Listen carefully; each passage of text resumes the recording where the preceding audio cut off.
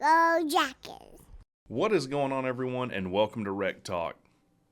And this is a much happier postseason than the previous. That was my first postseason was Collins getting fired. We didn't go to a bowl for the fifth year in a row. This time, for the first time since 2018, Georgia Tech's going bowling. It's been a while. We haven't won a bowl since 2016 against Kentucky in the Gator Bowl.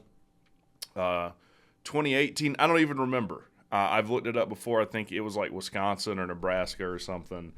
We got beat pretty good. Anyways, Friday, December 22nd, the Gasparilla Bowl, 6:30 p.m. I'm going to be streaming it. If you want to watch it with me, come check it out on the channel.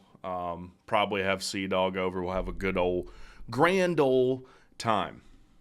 Now, this is probably the craziest postseason in college football history, certainly in the time that I've been watching. It's just come out now that it looks like Florida State, the state of Florida, is going to sue the playoff committee. I'll be making a video about that too. There's going to be some members-only videos put out. I know, it's been a while since I put a video out. I know you miss me, but I'm back, baby. I am back. I'm back. All right, so let's talk about this game. One of, I guess, the secondary, tertiary consequences of Florida State getting snubbed by the playoff committee is that it bumped all the other ACC teams down. So at first, Central Florida thought they were going to be playing Duke in the Gasparilla Bowl. They already played the Gasparilla Bowl last year. So Tech took that spot, and there was a bunch of others shuffling around. Somehow Notre Dame has some kind of say-so and or influence. I don't know why. I hate Notre Dame. I hate leprechauns and all Irish people. No, I'm just kidding. Not all Irish people. Just Notre Dame fans. Anyways, I actually listened to there's a Central Football podcast called Charge On, a USF football podcast. Go check them out. I'll put a link in the description of the video. Listen to them, and they're one of the first. In fact, they're probably the first podcast or whatever I've listened of another fan base that are pretty reasonable, that are not just Homer type people. I listened to them, and they said they were excited when they got Duke initially because was it Riley Leonard, Duke's quarterback, is hurt. He's not going to play. Looks like he's going to transfer to Notre Dame. Puke. Obviously, their coach just got hired by Texas A&M after Texas A&M pays the largest buyout in history by like a full order of magnitude. We'll put a video out on all the portal stuff as well. But they said, yeah, we were excited. That seemed like an easy bowl win after kind of a tumultuous season for them. Not so excited about playing Tech from the standpoint of Tech's run game scares them. That was his words. That Tech's run game really scares us. We're going to look into some stats as to why they would be concerned with our run game. But definitely go check them out. Like I said, there'll be a link in the description. And Tantor of Coach and Crew Show. I think they talked to like the president, some bigwig with the Gasparilla Bowl. I'll link that in the description as well. In fact, let me go ahead and pull it up. If you're not subscribed to Coach and Crew Show, you definitely should be. They're 3 subscribers away from 600. Yeah, here we go. Gasparilla Bowl interview with Scott Greer, UCF. Who is Scott Greer? He's the executive director of the Gasparilla Bowl, so you're not gonna want to miss out on that. You also see Tantor without a hat on, which looks like Dark Tantor to me, like his alter ego. Like he looks like he has 0 Fs to give anymore, and I love it. So we're gonna look at some film too. Let's look at some stats. So Central Florida 6-6. They started off hot. They won their first 3, but they didn't really have well, first of all, they didn't have a single Power 5 opponent. They played Kent State at Boise State. I guess that's Power 5. Got a pretty good win against Boise State, 18-16, Villanova, and then went on a 5-game losing streak in conference. So if you didn't know, this is Central Florida's first year being in the Big 12, no longer a Group of 5 school. And look, Central Florida's got some stuff going for them. I think financially they have a lot of good backing. They're building a new stadium and/or have built it. I'm not sure. I'm not super in tune with their program. The big tight end out of Grayson, was it Kylan Fox? I know his last name's Fox. They got him. Looks like they're going to hold on to him. So I would think they're still on the rise.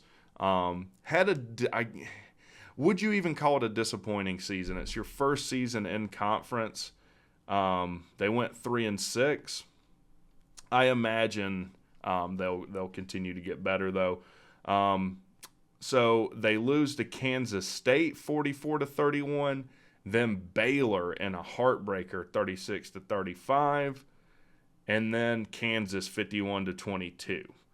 Now, aside from Baylor, and I'd have to look, I mean, how good was Baylor really this season? They were 3-9, so that's not a good loss. So aside from Baylor, those are two pretty tough teams. They have a bye week before Oklahoma, and they nearly beat Oklahoma. Oklahoma's ranked number 6 in the country right now. Lost to Texas by hair. They also lost to Kansas. But pretty good showing against Oklahoma. Probably feel like that's a game they should have won. I think they were up by a few scores at one point in that game. Oklahoma had to come back. And then lose to West Virginia 41-28 on a 5-game losing streak. So pretty frustrating, even though it is your first, year in the Big 12. Anytime you rattle off 5 losses in a row, not good. We knew all about that under Collins. I don't know if he had a 5-game losing streak. He probably did. Never feels good. They break it on the road at Cincinnati, November 4th, win a tight one, 28-26, and their best win of the season was against Oklahoma State. We're going to look at a few clips from that. 45-3, absolutely dominated Oklahoma State. That was a rainy, nasty game, and what do you kind of have to lean on in these weathery, rainy games? Your run game. And look, Central Florida has a fantastic run game. As good as Tech's run game is, Central Florida's run game is better, or I would say they have a better back than we have. All right, they lose to Texas Tech and then win against Houston. So let's look at their offensive stats. Rush offense, they're ranked 4th in the country. I'm telling you guys, if you cannot find a way to slow down their running game, we're going to get beat. All right, just plain and simple. They're averaging 233 yards a game. Pass offense, 259 yards a game. It's good enough for 45th in the country. 492 yards per game. Total offense, they have the 7th ranked offense in the country. So I know what you're thinking. Same thing as I'm thinking. If their offense is a top 10 offense, how are they 6-6? Well, that is because their defense is about as bad as Tech's defense. It's not as bad, but it's in that realm. Rush offense, they're 121st ranked rush offense. They're giving up 187 yards per game. Doesn't that sound familiar? These teams are eerily similar in how they are able to be successful. In the games they win, they win them in the same ways. Pass defense, they're giving up 205 yards a game, 36. They got the 87th ranked defense. Tech, on the other hand, we have the 16th ranked rush offense. We have the 57th ranked pass offense and the 31st overall offense. Defense, we're 131st in rush offense, 43rd in rush defense, 43rd in pass defense, and 121st in total defense. Just looking at that, Central Florida should win this game, right? But here's the thing. This game most likely is going to come down to whose rush defense can play better. It looks like Central Florida should be able to, but there's some intricacies within that. Looking at leaders for Central Florida, their offense is led by John Rice Plumlee. He's a senior. They're looking to get the kid out of Coastal Carolina right now in the portal. Don't know if that'll happen. Looks like it's likely. He's thrown for 274 yards, 64% completion percentage, 13 touchdowns on 8 picks. Now listen to me. If you don't hear anything else in this video, listen to this. RJ Harvey is the truth for them. He's him, as the kids say. He is him. 1,296 yards rushing, 6 touchdowns, 2 receiving touchdowns. He leads their team in total touchdowns with 18. He is most likely going to have 1,400 rushing yards on the season. If you cannot stop this kid, or at least slow him down, I'm telling you right now, not only will we lose this football game, we will get blown out. I'm just telling you right now. RJ Harvey, the key to winning this game, there's one key to winning this game, and it's slowing down RJ Harvey. Now, they also have a duo of wide receivers that are really good. Javon Baker, just under 1,000 yards on the season. Kobe Hudson, 853 yards on the season, 7 touchdowns. He leads them in touchdown receptions. So, RJ Harvey scares the crap out of me. Looking at Mola, I saw he declared for the draft. Yay! I guess he's still playing in the bowl. Our linebacker play has been abysmal this year, and a running back like RJ Harvey is going to punish that. Our rush defense, there's only one team in the country worse at rush defense, and I don't have the heart to go look at who it is. Now, similarly, they have a bad rush defense too, 121st in the country. Anyways, let's look at Haynes King. This is one of the intricacies. Haynes King is the type of player that can counteract a player like RJ Harvey, make this game interesting. He's got 2,755 passing yards on the year, 26 touchdowns. The killer is it comes with 15 interceptions. I'm not sure if he's still tied for first in the country in interceptions. If he's not, he's in the top 2. So you get the 26 touchdowns, the 15 interceptions. At times has lost us games. And look, I know Key doesn't listen to any of this, but I'm not saying they're all his fault, but some of them are. And we cannot turn the ball over and win this game. All right. Now, Plumlee for Central Florida also has 473 yards on the ground and 5 touchdowns. Haynes King with 648 yards on the ground and 7 touchdowns. Similar styles of offense, though Central Florida's, like if you saw Cam Newton, Auburn in the day, it's not exactly the same as that, but it's essentially the same as that, right? A lot of motion, similar to what Ole Miss does, similar to what Tech does, right? Haynes King in this game, if you're wondering, needs to throw for 330 yards and 3 touchdowns to tie both records. He'd have to throw for 331 and 4 touchdowns to break both single-season Georgia Tech passing records. Now, Jamal Haynes will most likely break 1,000 yards in this game. He's got 931, 7 touchdowns. Jamal Haynes has been a pleasant surprise for Tech. I don't think we've had 1,000-plus yard back or rusher since Paul Johnson was here. So it's been 5 years or so. It would be great to have the passing numbers that King has had along with a 1,000-yard rusher and really help us turn the page and book in some terrible things in Tech history. But look, that's kind of a breakdown of these teams. Let's look at some clips and see what we're getting. First, we'll look here. This is them playing. Why is this so wonky looking? I don't like it. Give me 1 second to fix it. I can fix it.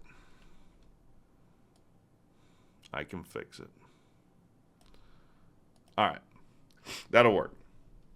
And this is basically just Same thing Tech runs. This would be Leary for Tech coming in motion down, and Jamal Haynes coming upfield as the running back.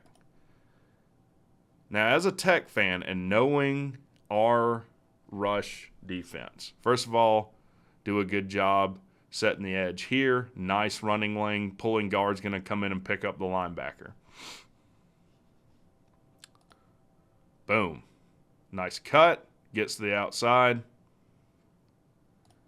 Hear me again. If you cannot rein in R.J. Harvey, we will get blown out in this game.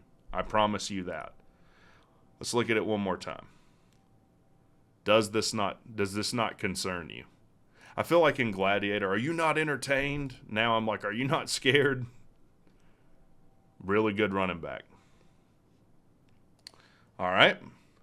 Now off that, that's going to force one-on-one matchups, right? You're going to bring people in and you're going to say, okay, you're not going to beat us with Harvey. You're going to have to beat us throwing the ball. They got 2 wide receivers that can make you pay, especially in one-on-one coverage. This guy is just going to run upfield, make a move inside to out, and make a good catch in one-on-one coverage. Boom. All right, let's take another look. And look, we've had trouble in single coverage as well. Just really good play on the ball with their wide receiver. Now, in this game, they identified they had a weakness in coverage. They went to it again. Same wide receiver. Same concept. One-on-one coverage, outside shoulder. They dial it up. Now, for Tech, I think this is what we're going to have to do. Like, I know we don't – look, I think Efford has stepped up at linebacker. We're going to need Andre White, Braylon Oliver, and Tatum all to step up. We're going to have to really plug holes for Harvey. That doesn't sound great, but that's the right terminology. And force him to throw the ball. And we're going to have to win one-on-one matchups. That's what we're going to have to do. All right? Let's look at this kid again. This is against Kansas. Now, I'm not sure if this is Harvey. I think it is. They're wearing the whitest of white jerseys I've ever seen, so I can't see the numbers. But this looks like they should run for 300 yards against Tech. That is what this looks like to me. I mean, they basically they slide their whole line down and then pull a guard. So it kind of looks like their whole offensive line pulled in this, which I get it. Central Florida's plan for Tech should be run the ball, run the ball, run the ball, play action and pass sparingly. Tech should have to demonstrate to Central Florida that we're at all interested in stopping the run. Again, this looks like what every good running back has done against Tech's defense. All right. Now, let's look at their defense. And this is what's interesting. All right, because Kansas runs a similar offense to Tech as well. I mean, most offenses run this type of shotgun spread type stuff. You can definitely run on Central Florida's defense. Does this not look exactly like a play Tech runs? You know, little zone read, not touched until he's 20 yards downfield. This should be the game plan for Tech as well. Run the ball, option with Haynes, misdirection, throw sparingly. So we're going to have similar game plans. It's going to come down to who can execute them better. Let's look at another run here.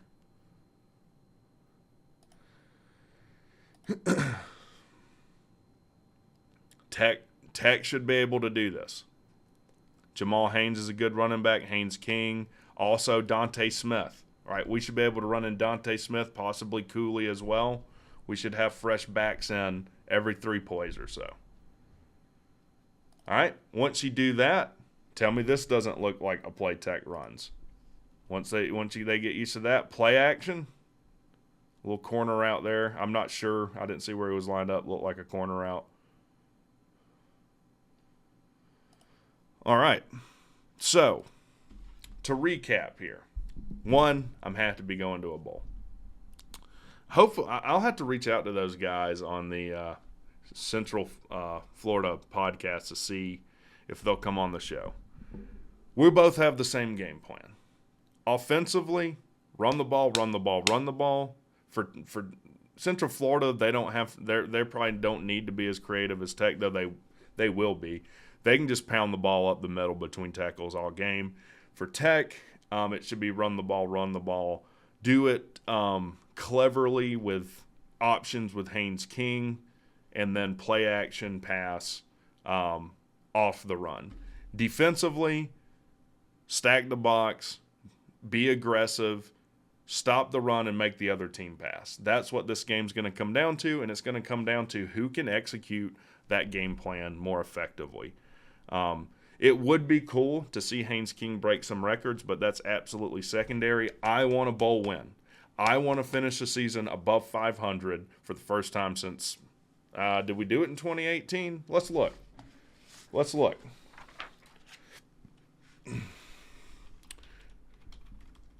Georgia Tech 2018 football.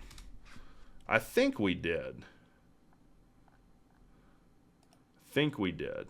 Yeah, we finished 7-6. Can we finish above 500 for the first time since 2018? That's what I want. Now, I've got to do more videos, but we've landed some big recruits. We've landed some people in the portal. Things are trending up for Tech as well. All right, we'll be doing a live show tonight. Come check it out. I got members-only videos to put out, and I got more videos to make. I'm back to work, baby. Go Jackets, and y'all have a good one.